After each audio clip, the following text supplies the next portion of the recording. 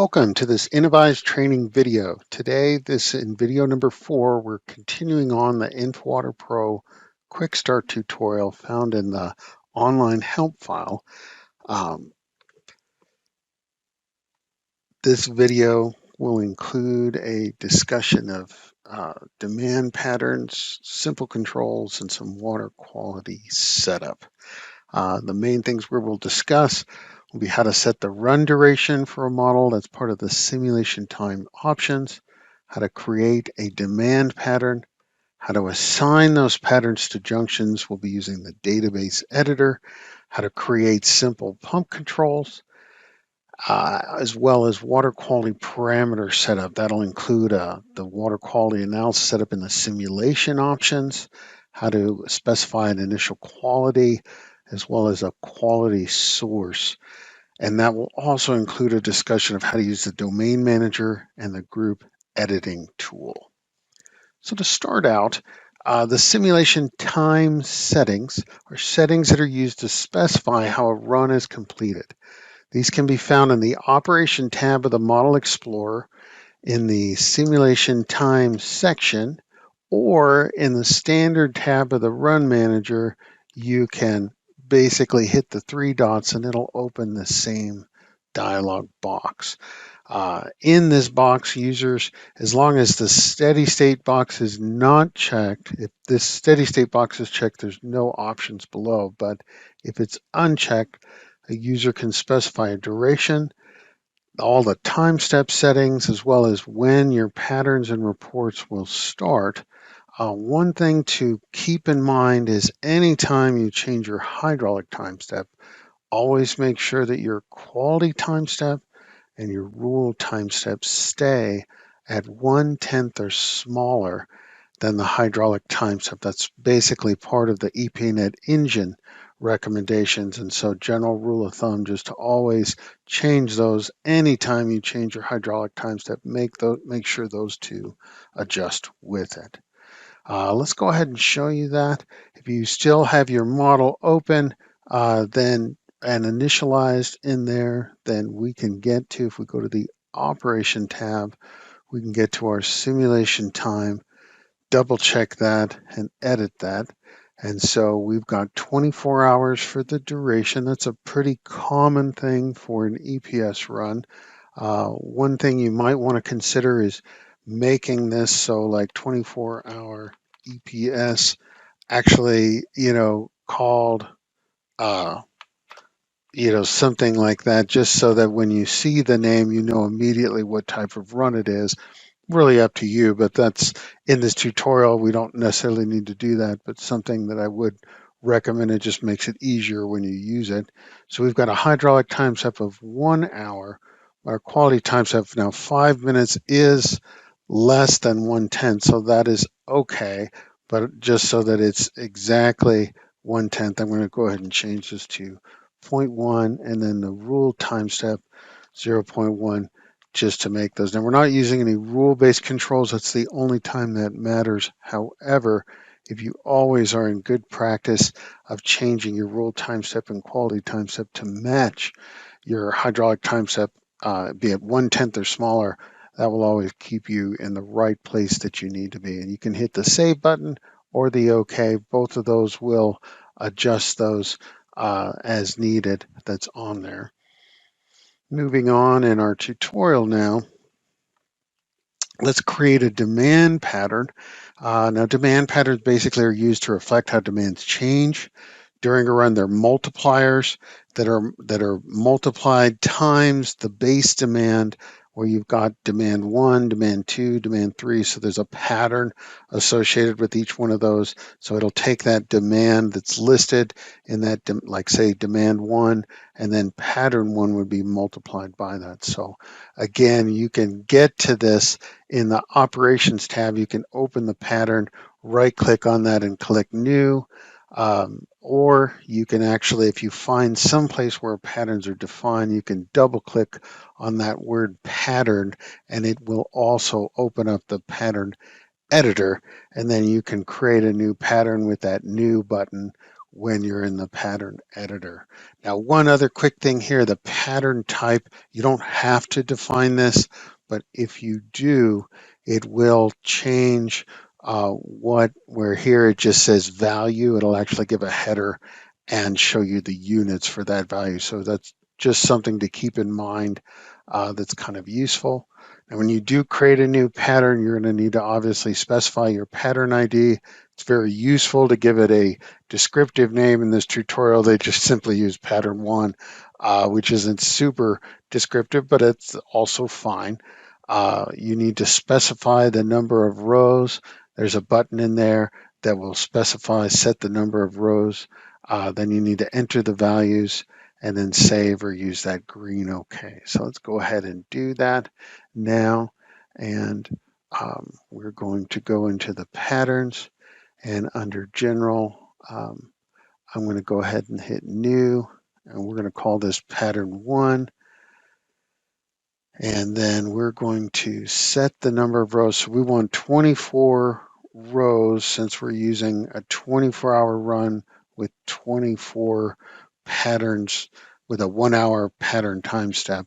That will create those in there for me. And I'm just going to stretch this up so I can see all 24. Now I've made something for myself over here to help me remember the numbers here, but we're going into and we're going to do 1.6, and you're just going to need to enter these in on down that's on there.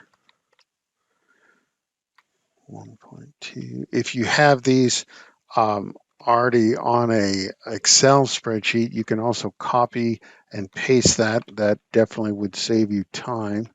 1.1, because it's definitely awkward to do this manually. Definitely prone to getting errors doing that, so that generally you're not going to be doing it this way, but in the tutorial, since we don't have any other option, that's what we're going to be doing. 1.1, 1.8, 0.6, 0.5, 0.4, 0.4, 0.5, and 0.7. And if you get everything right, your pattern should look very similar to what was seen on the image that was there. And then once you get that, go ahead and hit save, or you can hit the OK, because that will save it and close it. It's on there. And if you want to see it, you can just double click on that to get to that. To kind of show you that other way to get to something, like if I'm in a junction, if I hit this pattern 1 and double click, it's going to open up the pattern editor. That's a little time saver that's very handy to keep in mind, okay? All right, moving back now that we've created our demand pattern, we need to assign this pattern to junction. So we're going to do that using the database editor as well as the block editing tool inside it. We're going to open up the junction demand table. So when we hit the database editor icon that's in the ribbon, it'll give us the different tables. First table on there is the junction demand table, and we're going to open it for the entire table. Once we get there, we're going to need to edit all the patterns in the demand 1 column so that we can assign that new pattern that's there. So a couple of tricks in there. Generally, if you double click on the cell inside there, this is something they've added recently that I think is very handy, but it automatically opens up the pattern editor. So you can select the pattern that you want. Once you hit OK, that pattern will have a kind of blue color to it. If you do a Control C and copy that while it's blue, it has to be blue in order to copy it. Then when you use the block editing, you can then paste that name in there. A lot of times your pattern names tend to be a little bit longer, and so it's very nice to be able to copy that and not have to type it in yourself, just so that you can make sure it's exactly named the way the model accepts it. So expects it. So let's go into that right now. So we're going to open the database editor right here, and we are going to open the junction demand table for the entire table. and hit OK. And so we need to edit all of these patterns to have pattern 1. And so, like I said, if I just double clicked here on that cell, it opened this up. So I'm just going to choose the pattern 1. You notice it was blue right there. So I'm going to hit OK. And then I'm going to highlight everything. And I'm going to use this replace with option. And now I hit paste. Now, obviously, 1 is a pretty easy pattern name. You could have just typed that in. However, most of the time when you're doing it, your names are a lot longer than that. So that's just a lot easier to get in there. And then once they're all changed, you can see it replaced all of those. I can hit the save button to save all of those. And then I'm going to exit that down there. So now we have now assigned all those patterns to all of the junctions. And so now we are ready to work on creating some simple controls in the model. Now, what are simple controls? Simple controls are basically a way to control an element operation. They can be assigned to a pump, even a pipe, or a valve in order to say, hey, based on if the system is doing this, I want you to do this to this element. So for example, probably the most common simple control that you'll see is a control on a pump that will turn the pump on or open. And if the tank reaches a low level at X feet, whatever that's defined at for that pump, and then turn the pump off once the tank reaches a higher level or Y feet. You can see over here on the right, there's an example here. Hey, turn on this pump if the tank level, tank 103, falls below 25 feet, turn the pump off if the tank is greater than 40 feet. Now, a couple quick hints here. Never use your tank minimum level or your maximum level in the control statement, because in simple controls, it is always either above or below. So it's greater than or less than, not greater than or equal to. So it'll never get above the max level or fall below the min level. So just be aware of that whenever you're making controls.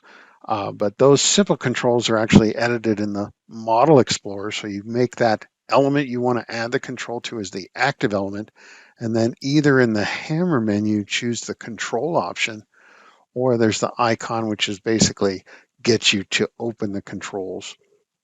Once you're there, you're going to need to choose your options that you have, and you can see there's different options that you have. Enter in the values that you want, and then to add that control to the list at the bottom, once they're selected up here as you want them, you'll hit insert. And then if you ever wanted to edit, like, hey, I didn't want to use 25 feet here, I wanted it to be 30, I can select that rule at the bottom, change 30, and then I'll use the update button to update it. Now, if you've never created the controls, you'll see create. Once you've created any controls, then this will change from create to update. So you'll have to if you make changes to update that control, you have to hit the update button. Otherwise, if you X out of the window without updating, it won't save your changes. But basically, that's how you do that. Now, one thing to keep in mind on these is rules are evaluated top to bottom, so you can move up. That's what these arrows on the side here, if I want to move them up or down. Blue being colder, red being hotter, more important, because the last rule on the list will always have the highest priority because they're evaluated straight down, top to bottom. So just keep that in mind in case there's a conflict of two rules telling it to, hey, do this and then do that. Whatever's the last rule is going to govern. So let's go ahead and create those controls now. So we want to go to pump 200. This was that pump that we added before. So you can see in the hammer menu, there's the control option, which will get me to there, or I can choose the little control icon right here, and that also gets me there as well. So the controls that they want us to add here, we're going to be choosing, let's see, go back to my controls so I can remember. So it's closed if 103 is the tank is above 40. So let's go back to that really quick. and we want to say closed. Now, if you're choosing this pressure option, you can either use that arrow to select the element right there, or if you just know what the idea is, you can just type it in as well. So we're going to be closed if we are above 40 feet.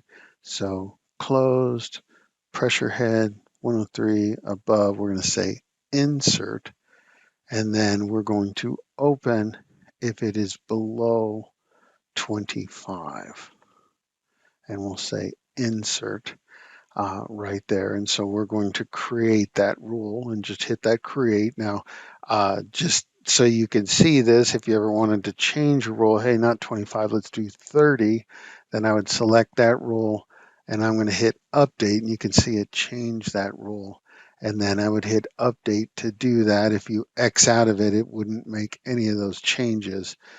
Just like same thing of hitting cancel won't make any changes either.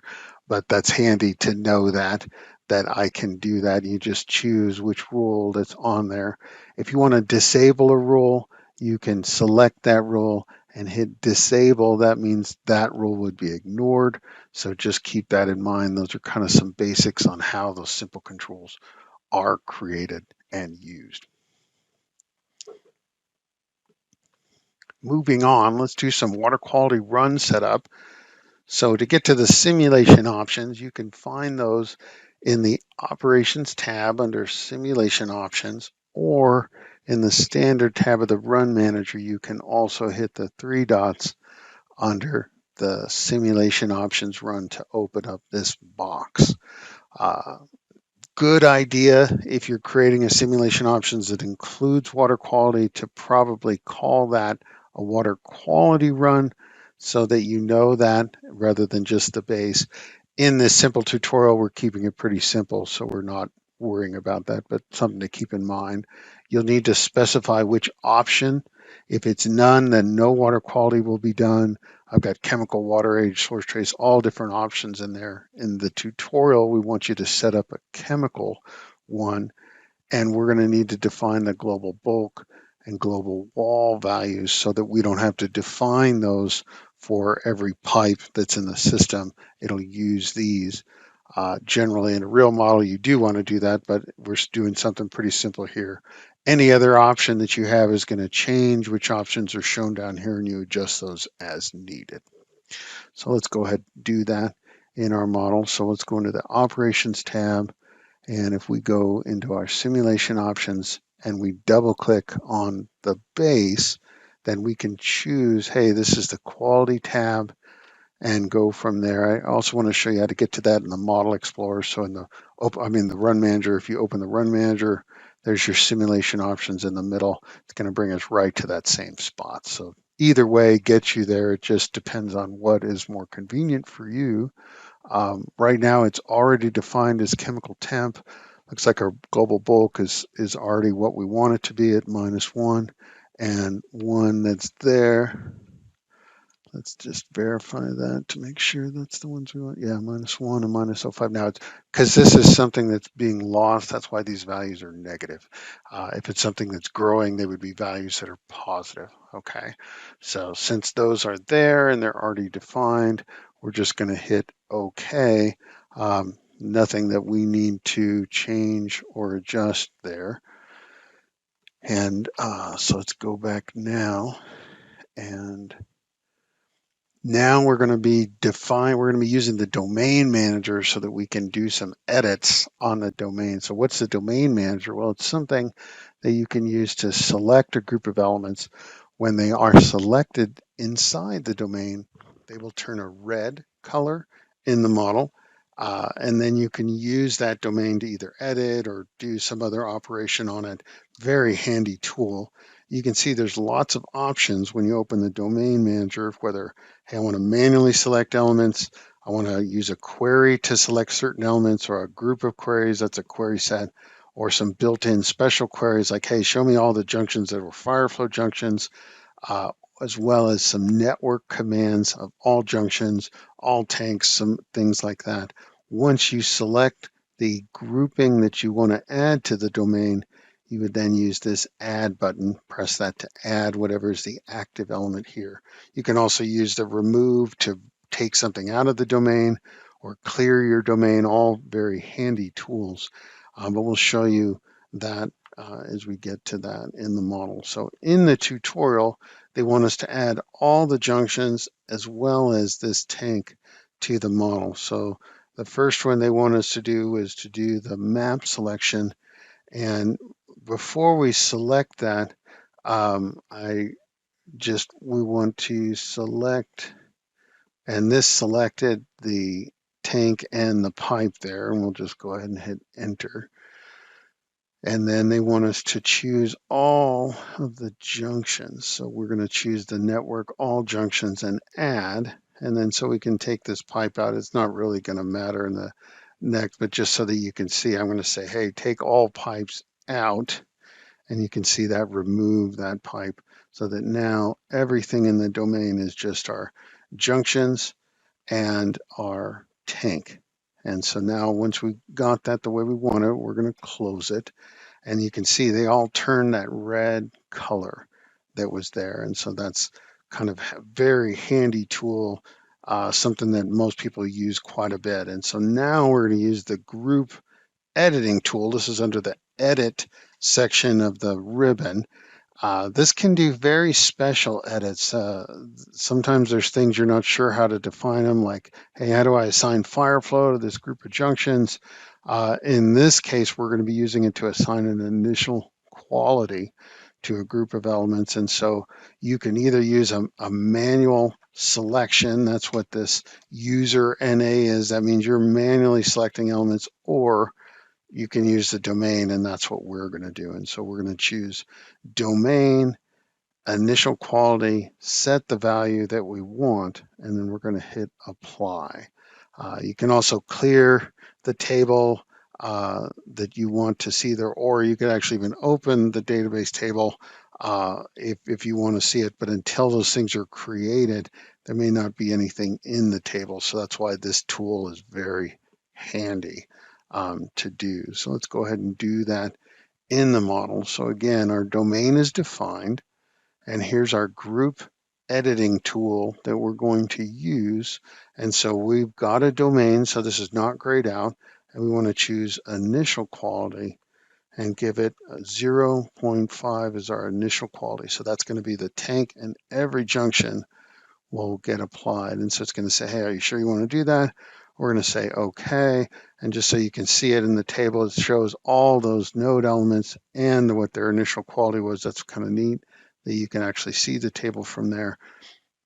That's a very quick way how you can do that and see it. So lastly, we're going to go back and learn how to set up an initial quality for something, and that's going to be initial quality source.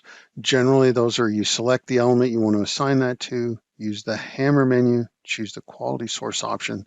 Most of the time, it's best to use that on reservoir elements because those are water sources, and you'll specify that using the concentration option, define it, and then if needed, this is totally optional. You can define a pattern if that concentration changes over the time. That'll use the same pattern time step as the demands, and then create that to do that. And therefore, all water coming from that source will be set at that baseline concentration for the run. So let's just go ahead and do that.